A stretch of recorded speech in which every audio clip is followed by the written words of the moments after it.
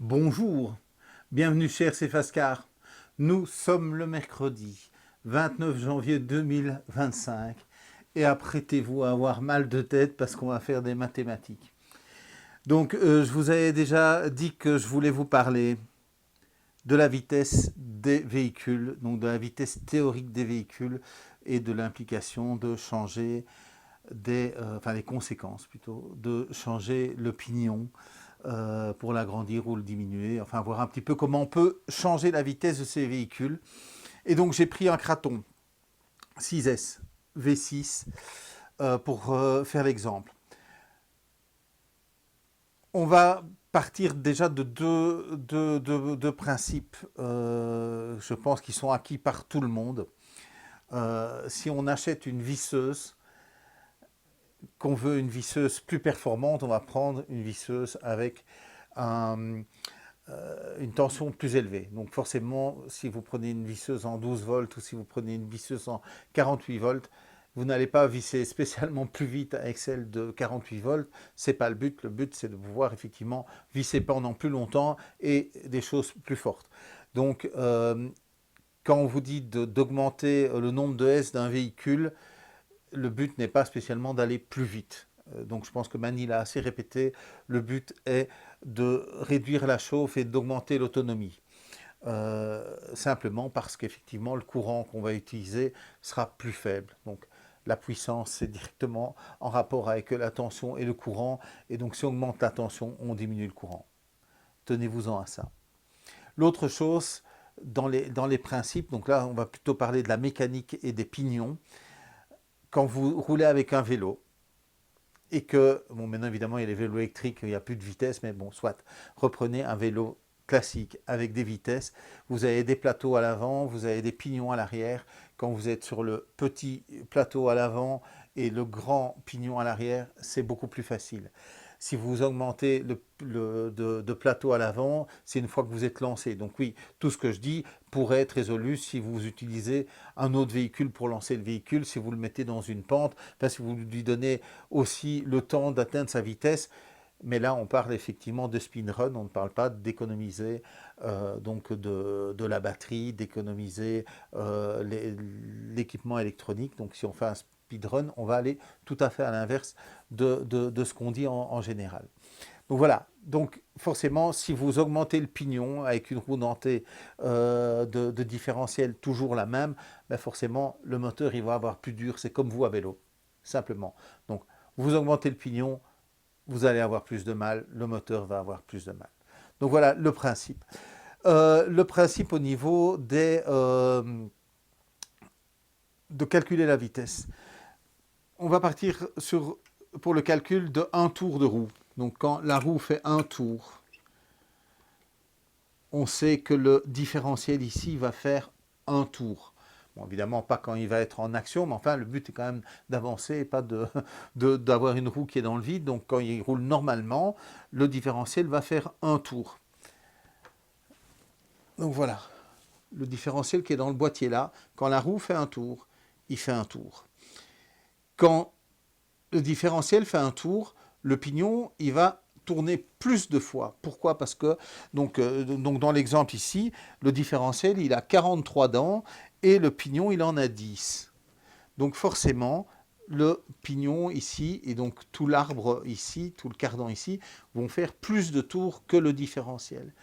Quand on va arriver sur le différentiel central, donc ici on voit la roue dentée du différentiel central, ben forcément, cette roue, elle va faire le même nombre de tours que le pignon auquel est accroché celui-là. Donc, il va falloir multiplier le nombre de tours de ce pignon-là par le nombre de tours pour savoir effectivement calculer une vitesse. Je vous ai dit que ça allait faire mal de tête. Donc, on arrive au différentiel. Le différentiel fait plus de tours que la roue et que le différentiel arrière. Et il va sur le pignon moteur, donc qui est là-bas, caché là-bas, vous le voyez. Et donc, lui aussi, il a moins de dents que le différentiel. Donc, si je reprends depuis le départ, on a 43 dents à notre différentiel arrière qui fait tourner un pignon qui, lui, en a 10 dents. Donc forcément, pendant que la roue arrière fait un tour, le cardan ici, il va en faire 4,3. Pourquoi? Il suffit de diviser le nombre de dents du différentiel par le nombre de dents du pignon. Donc 4,3 tours. Donc ça veut dire que le différentiel central, vous avez mal de tête, hein, le différentiel central va lui faire 4,3 tours sur le temps que la roue fait un tour. Il a 50 dents. Et le pignon moteur de la version V6 en a 16. Donc forcément, le pignon moteur va faire plus de tours également que le différentiel. Donc là, on va avoir, quand la roue fait un tour, le moteur il va en faire 13,44. Tout ça, ça va nous permettre de calculer la vitesse maximum du véhicule. Donc, je répète, nombre de dents du différentiel divisé par le nombre de dents du pignon vous donne la vitesse du cardan. Le nombre de dents du différentiel central divisé par le nombre de dents du pignon fois le nombre de tours du cardan vont vous donner le nombre de tours fait pour un tour de roue. Ok? Pour calculer la vitesse, il faut connaître le périmètre de la roue. Là, c'est juste des maths, hein, c'est pi fois le diamètre. Le diamètre, ça donne, donc ici, le diamètre, c'est 169 mm. Donc, si je ramène ça en dimension, moi, j'arrive à 53, mais évidemment, 53 cm par calcul, bon, on est un petit peu plus haut, ben forcément, ça y est, parce que ça paraît énorme, hein, ça fait 53 cm. Hein. Et donc, voilà, donc vous avez ici, effectivement, le nombre de centimètres que la roue va avancer pour un tour. Je vous ai parlé dans la dernière vidéo des KV. Les KV moteurs, ça vous donne le nombre de tours par minute que va faire le moteur si on lui applique 1 volt. Ici, on est en 6S, donc on lui applique 6 fois 3,7 volts, fois donc les KV moteurs 2050. Donc dans ce cas-ci, on va avoir par minute, je pense que je l'avais mis par minute, 45 510 tours pour le moteur. Et donc, en calculant ça, on va pouvoir savoir le nombre de kilomètres heure. Donc, je vous remettrai la formule, hein, parce que si je vous l'ai dit, ça va être un petit peu fou. Donc, je vous remettrai la formule complète. Mais donc, de manière théorique, le Kraton 6S V6 va faire 107,89 km/h. Donc Magny a fait quelques expériences. Pour lui, le pignon est trop grand, il faut descendre. Avant, effectivement, donc si je prends le Kraton EXB version 2, il est équipé d'un pignon de 13. Et donc on a quand même une grosse différence de kilomètres-heure. Il y a 20 km/h en moins. Donc on est à 87,66.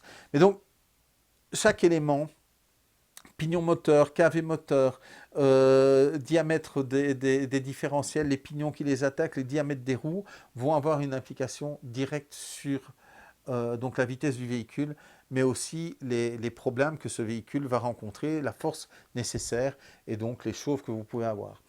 Donc si vous voulez éviter les chauffes, vous pouvez diminuer le pignon moteur. Donc ici, le conseil pour ce véhicule, c'est de repasser, quand on fait du bash, c'est de passer en pignon de 13. D'ailleurs, je voulais, mais je ne sais pas si je vais l'avoir, j'ai ça ici, je voulais le préparer, j'ai oublié. Vous ne me voyez plus, c'est pas bien grave. Avant avec le pignon moteur, voilà, je l'ai ici. Et en plus, c'est en français, donc c'est vraiment super. Avant avec le pignon moteur, il y a une petite, donc avec le pignon vitesse, il y a un petit attention avec. Donc voilà. Transmission optionnelle haute vitesse à utiliser uniquement sur des surfaces dures type goudron, terre compacte, ne pas utiliser en tout terrain, soumettre à la force de charge ni à une répétition de marche-arrêt. Cela causerait des risques de surchauffe moteur et du régulateur de vitesse et causer des dommages et des défaillances. Vous l'avez dans plusieurs langues, hein, donc voilà.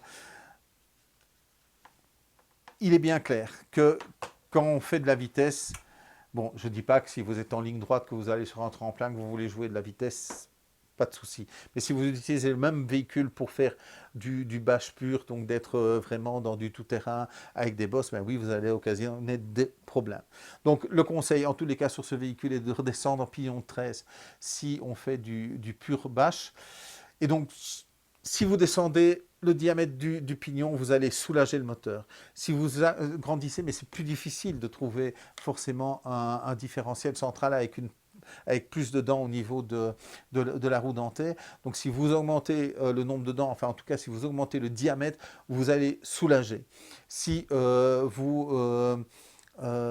diminuez les pignons qui attaquent les différentiels, vous allez soulager. Si vous augmentez le diamètre des différentiels arrière, vous allez soulager. Et si vous faites l'inverse, ben voilà, vous allez gagner de la vitesse. Si vous augmentez le pignon du moteur, vous allez gagner de la vitesse. Si vous diminuez les dents des différentiels, vous allez gagner de la vitesse. Si vous augmentez le nombre de dents de vos pignons d'attaque de différentiel, vous allez gagner de la vitesse. La même chose avec les roues. Vous diminuez les roues, vous allez soulager le moteur. Si vous augmentez le diamètre des roues, vous allez gagner de la vitesse, mais vous allez occasionner de la chauffe au niveau du moteur. Donc, je reviens sur le moteur. Le moteur, si vous augmentez le nombre de S, vous allez pouvoir descendre le nombre de kV moteur, tout en gardant la même vitesse, tout en gardant la même puissance, mais vous allez soulager l'ensemble. Donc vous allez avoir moins d'utilisation de courant, donc moins de chauffe. J'espère que j'arrive à bien vulgariser mes propos au niveau de ça, parce que c'est pas toujours clair au niveau. Donc il y en a beaucoup qui suivent les conseils de Manny qui sont judicieux, mais sans comprendre, et il y en a d'autres qui ne veulent pas les suivre parce qu'ils ne les comprennent pas au niveau justement de diminuer le nombre de dents ou d'augmenter le nombre de kV, diminuer le nombre de kV en augmentant le nombre de S. Si vous augmentez le nombre de kV pour une tension égale, vous allez aussi bien sûr avoir plus de vitesse vu que le moteur va tourner plus vite, mais encore une fois, vous augmentez le courant. Donc, pour faire du speedrun, oui, augmentez les S, augmentez le KV, augmentez le pignon moteur, augmentez votre diamètre de roue, mais faites-le en connaissance de cause. Ne roulez que sur des surfaces plates pour atteindre des vitesses et allez-y progressivement. Il ne faut pas tirer sur la gâchette à fond en pensant que ça va aller plus vite. Non, il va falloir y arriver lentement. Et donc voilà, je vais remettre les calculs, je vais vous remettre les tableaux parce que je l'ai fait pour plusieurs types de véhicules. Par exemple, le Notorious est censé aller plus vite que le Kraton parce que le diamètre des roues est légèrement plus grand.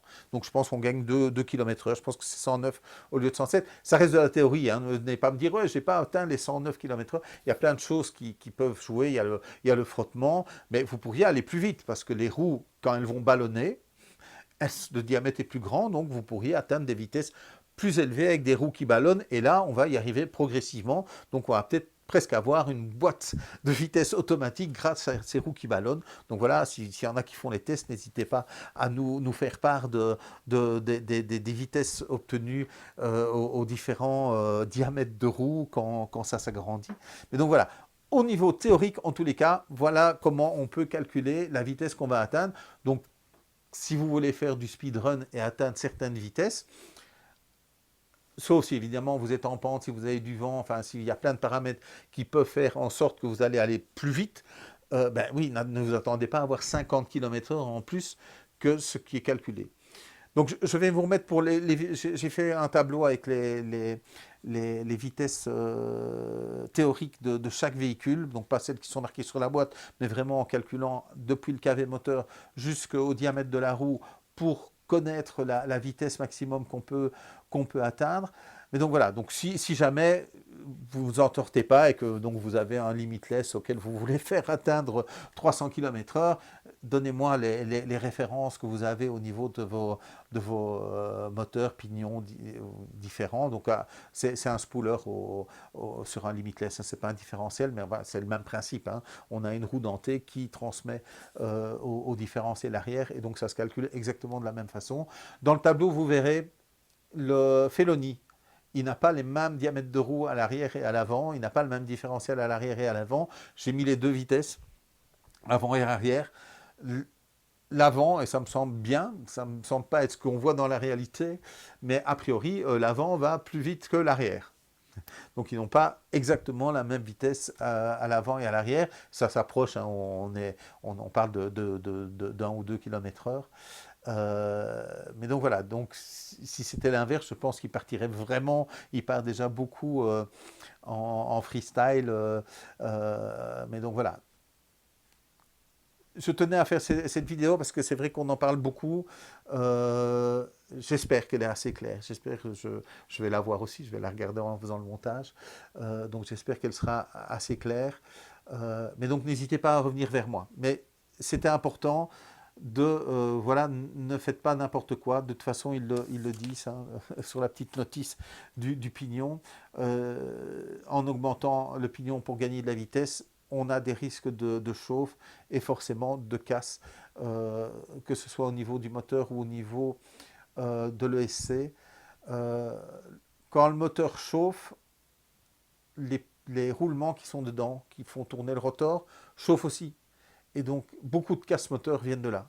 Le pignon chauffe, les roulements se bloquent, le moteur se bloque, l'axe se met de travers, ça peut endommager fortement. En tout cas, vous devez changer vos roulements. Ce n'est pas des roulements classiques, donc il faut les mesurer pour savoir ce qu'on a besoin. Donc voilà, petit cours de mathématiques un mercredi après-midi.